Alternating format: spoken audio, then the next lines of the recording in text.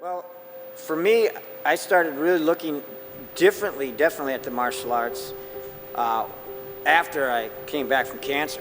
Greg Nelson is a world-class kickboxer who'd already kicked 2 kinds of cancer. He thought he was home free, but soon after, he began to lose the feeling in his legs and suffered excruciating pain.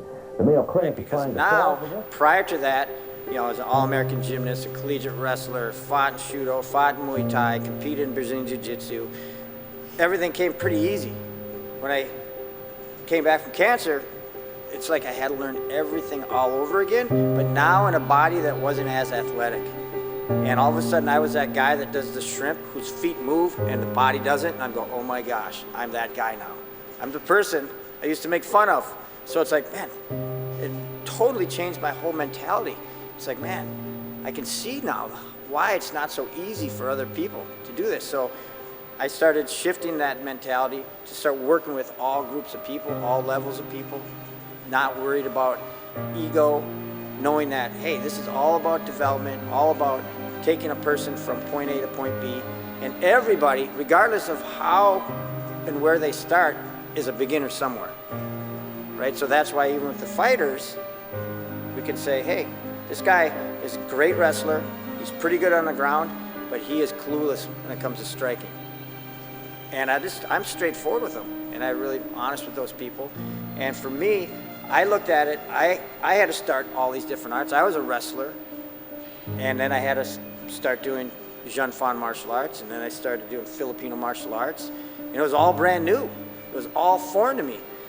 Then I had to start Silat and start Wing Chun and start all this stuff that was totally brand new.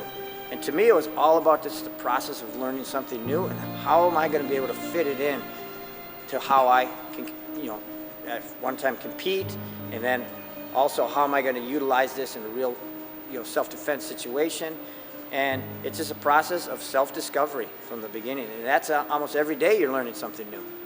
Were there some days that were tougher than others in the realization and the acceptance of that? And how did you get over it? Yeah, for sure. Because when I came back, everybody that I used to be able to smash was smashing me, all right? And I couldn't really move the same way. So all of a sudden I had to realize, man, this is why, in my case, Professor Pedro Sauer says that self-defense is about the defense first. Defend, defend, defend. I always had the ability to attack and attack and attack and attack. Now I had to reverse that whole mentality and just be defense, defense, defense for a while. Now the other thing that he really made me focus on was get really good at just fundamental technique. And as soon as you find yourself using your speed, your athleticism, your strength to make something work, you got to stop, slow it down, and say, I got to make the technique work for me, not my attributes. And doing that really obviously accelerated my ability to grapple and everything else. But when I came back, I now had this really strong, solid, you know, foundational, technical, you know, base I could come back from. And now I just had to focus a little bit more on the defense. And there's times where it's just like, geez, how long is this going to take? And I had to really have that mindset of a beginner again, because it was like learning a lot of the different arts all over again, because I didn't have that same athleticism that I had before. So I had to break things down. I had to create drills. I had to figure out how to move differently. And I remember what Jean-Jacques said. Jean-Jacques Machado said, you don't change for jiu-jitsu, jiu-jitsu changes for you. He has a new life again.